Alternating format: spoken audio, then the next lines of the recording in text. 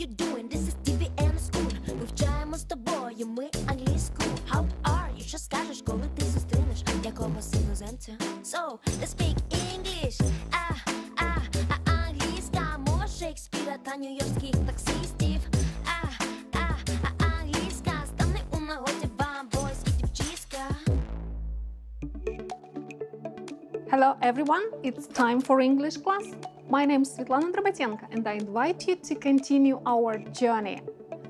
Read the phrase and predict the words in the gaps. Ready? Let's check. People wait all week for Fridays, all year for summer, all life for happiness. I travel. What do you think of this idea, of this key to happiness? Would you like to spend life discovering new places? What might be the advantages and disadvantages of such lifestyle? Let's think of one argument for and against. Using the phrases on the one hand, on the other hand. Good. Look at these people. What are they? Famous Ukrainian travel bloggers, journalists, Anton Tushkin, Dmitro Komarov, and Orest Zub. Have you watched their videos? Which parts of the world have they already discovered? Good. Today we are going to read a newspaper article about 4 travel writers. You will practice your reading skills, find out how to use one strategy for exam task, and review grammar. But before we plug in, take a look at these words. Do you know their meaning?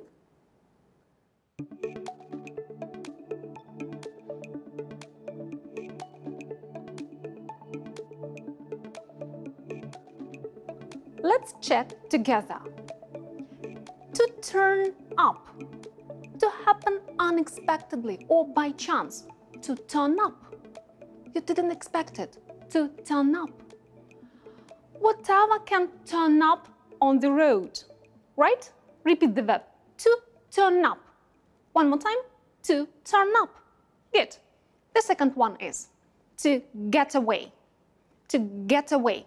To escape, to leave a place or a person. Втекти. To get away. Get away. Get away. Good. From time to time, I want to get away from it all. Хочеться втекти від усього. To get away from it all. To get away. Repeat the verb. To get away. Good. Get away. The first one was to turn up. The second, to get away. Good. The next, to dismiss. In the context, you will have to dismiss fear, to ignore, to dismiss. Repeat the verb, to dismiss. Good. How did you dismiss fear? Dismiss. Good. The next, to put somebody off, to put off, to discourage. You don't do it. To put somebody off. Don't try to put me off. Навіть не намагайтеся. Don't try to put me off. Good. So, the first one was to turn up. The second, to get away. Good. The next, to dismiss fear. Number 4 was to turn somebody off. Good. The next, to be broke, to have no money, to be run out of money, to be broke. Repeat this word. Broke. To be broke. Don't confuse it with the phrase to be broken. Broken, it is past participle from to break. Broke, it's an adjective. To be broke, to have no money. Good. And the last one is an account. The only noun here, an account. A report or description of your experience, right? An account. Good. So, let's check how well you've learned these words. Ready? Go. So, to ignore fear, to dismiss. Good. To run out of money, to be broke. Good. To escape, to get away. Nice. To happen unexpectedly, to turn up. Good. So, to discourage somebody, to put somebody off. Good. And a report or description, it is an account. Good. So, we are going to do a matching task. That is how it looks. What should we start with? Reading the texts, the questions, or the task itself? Definitely to start with the task. Why? Because it gives us some direction, the context, what the texts are about. So, in our case, it is about 4 people who have written travel books. What else we can find out there? That the number of questions is more than the number of texts. So, 2 odd questions. What to do next? Let's run through the strategy of doing matching tasks. So, the first, read the questions and find out the keywords there. Think of the synonyms of these keywords. Which words you might find in the texts, right? So, the first, start reading the questions and underline the keywords. What else? I suggest you here to have an image in your mind's eye for each question.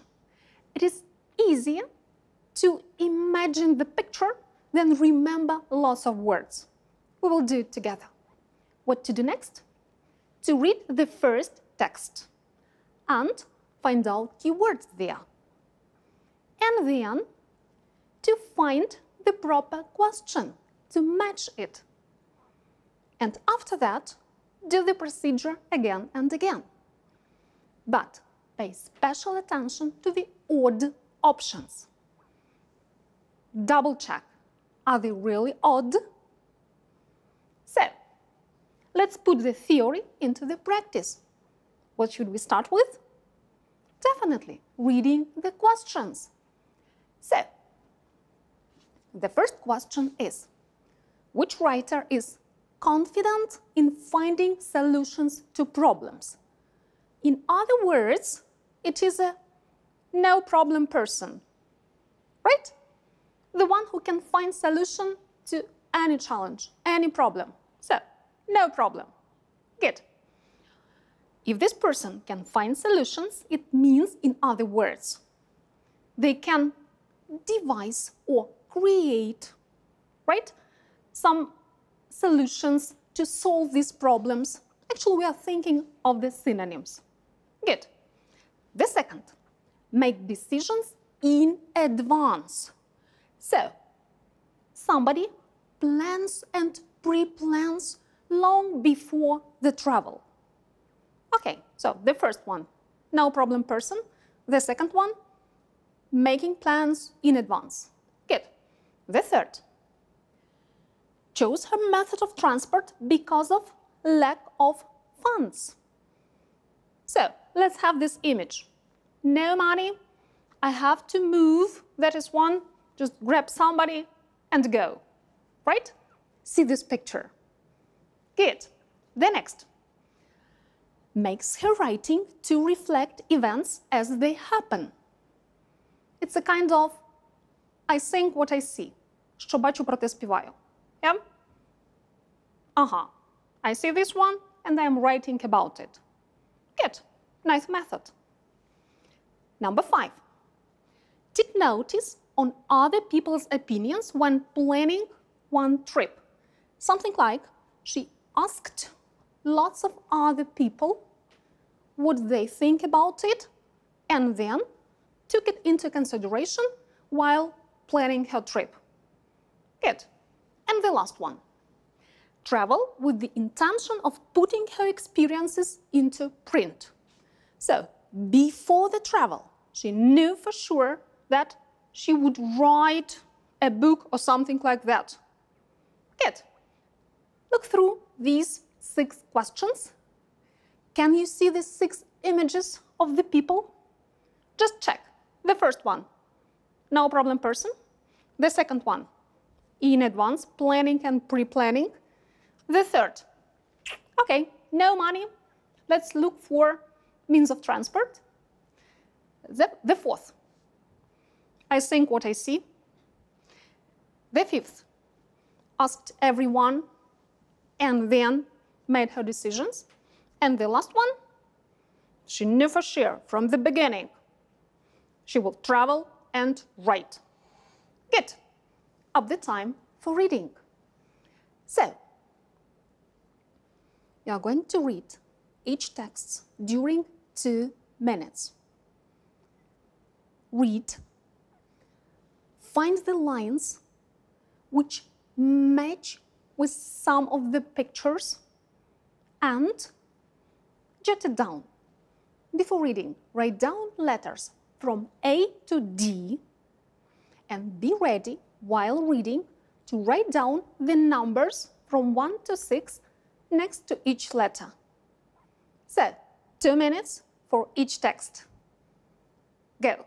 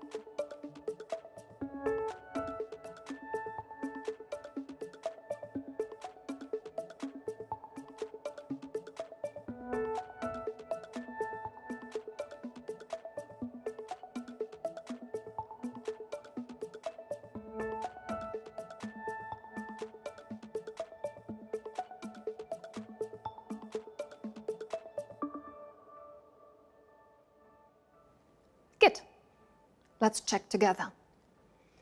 So, in text C, the phrase, among other things, Moore has devised her own cure for homesickness. You can always improvise something. So, among other things, it means that she created or devised other solutions. Does it sound like she's a no-problem person? I think so. Good. In the text D, I went by camel because I was broke and couldn't afford a vehicle. You can see? So, lack of funds, and she had to find some means of the transport. Good. In the text A, she writes what was seen and felt the way it turned up on the road. Turned up on their own. Actually, it's a person, I think what I see. Good. And text B.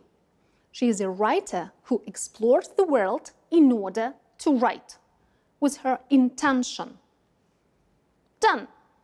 Good. What was the last step in our strategy? Focus on the odd questions. So, let's do it together. The odd questions are, number 2, make decisions in advance. What did we find in the text C? Actually, in the text, we had the phrase that she decides with a flip of a coin. That is. By the way, it's a good phrase. Phrase, not decision in life. To decide with the flip of a coin. Repeat this phrase. To decide with the flip of a coin. Good. And question number 5. Took notice of other people's opinions. In the text B, we read that she didn't want to be discouraged by other people, right? She tried not to be discouraged. That is why. Question 2 and question 5 are odd. Done? Good job. Now, we will focus on text B and we will discover some grammar there. So, time for grammar. Quickly, look through the text and find out infinitives during 20 seconds. How many infinitives will you be able to find?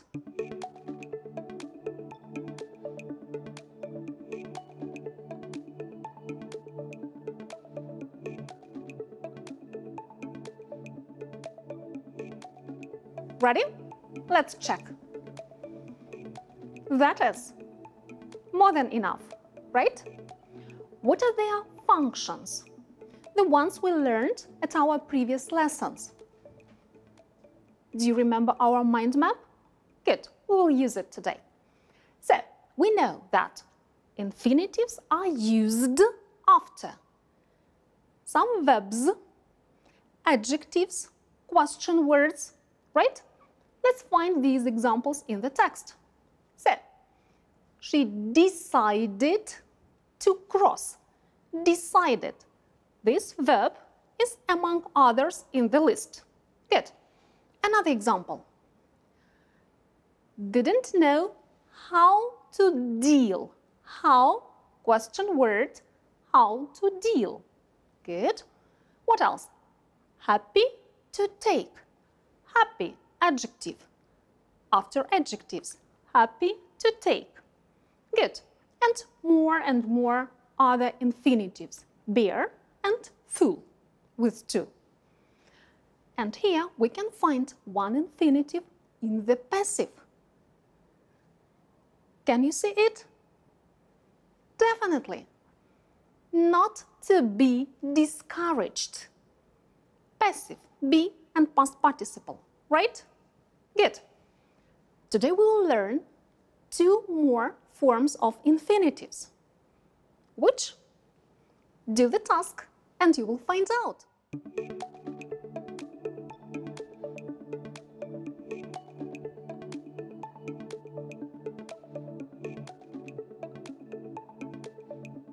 Would you like to check them? A bit later, at the end of the lesson. But first, let's learn these two forms of infinitive. And the first one is continuous infinitives. You don't know what continuous infinitives are? You must be joking. By the way, it is the example of the continuous infinitive. Must be joking. Continuous, right? What's the formula of continuous? The verb to be and present participle. When to use it? To express continuing action after the verbs or words which require infinitives. From our mind map, right? So, you must be joking. Напевно, жартуєте. Or another example. I'm glad to be teaching you. That's true. I'm really glad to be teaching you. Is it for a long time? Am I your school teacher? Of course not. It is for a short period of time. I can use present continuous here, right? I'm teaching you during these weeks. After the verb or adjective glad, I should use an infinitive. And that is why instead of present continuous, I'll use continuous infinitive. I'm glad to be teaching you. Take a look at the timeline. Actually, we use the same picture for present continuous, right?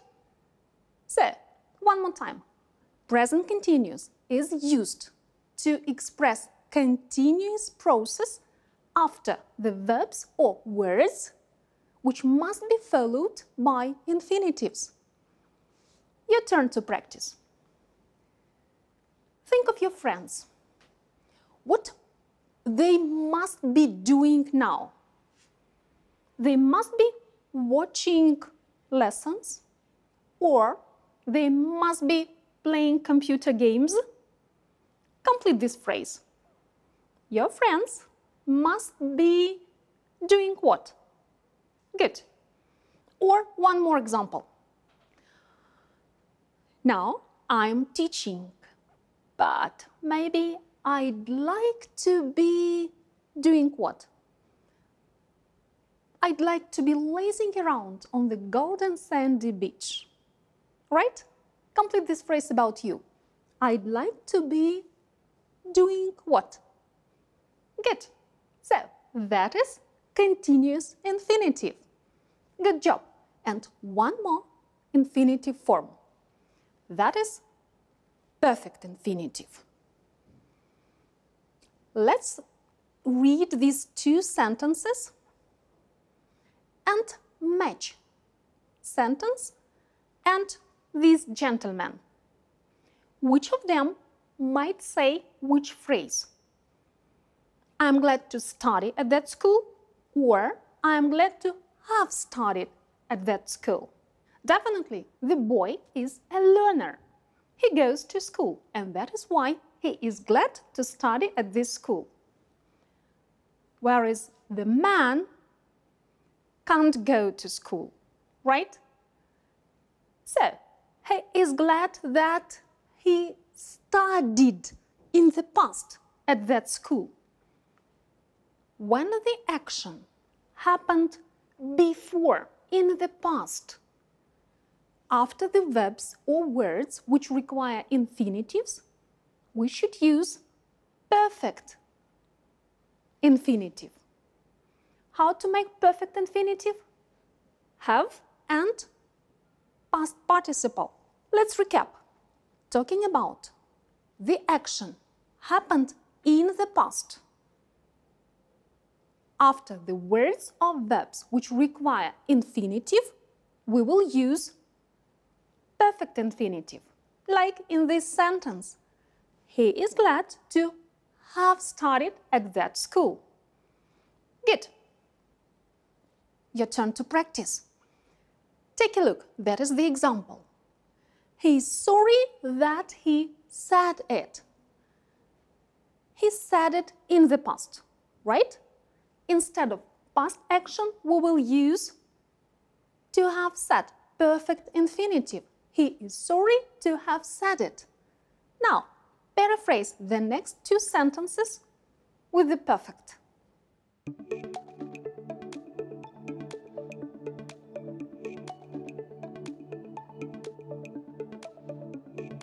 So, let's check together. She's happy to have found such a nice place to live in. Good. And the second. He was very proud to have helped his elder brother. Good job. Time to check the activity you did before. So, the first one is just infinitive, simple infinitive. He seems to travel a lot. Good. In the second one, we can see now. He seems to be traveling now. And in the third one, actually it is the result. And we use perfect, present perfect, yeah, for results. So, he seems to have traveled around the world. Good job. By doing this exercise, you used continuous infinitive and perfect infinitive. Time for home assignment. At one of the previous lessons, you learned how to write a pros and cons essay. Do you remember the lesson with burger? Good. Use that knowledge and write an essay on the topic Life on the Road, Advantages and Disadvantages. Look, the bell is ringing. Our lesson is over. Thank you for participating. Stay tuned and see you soon.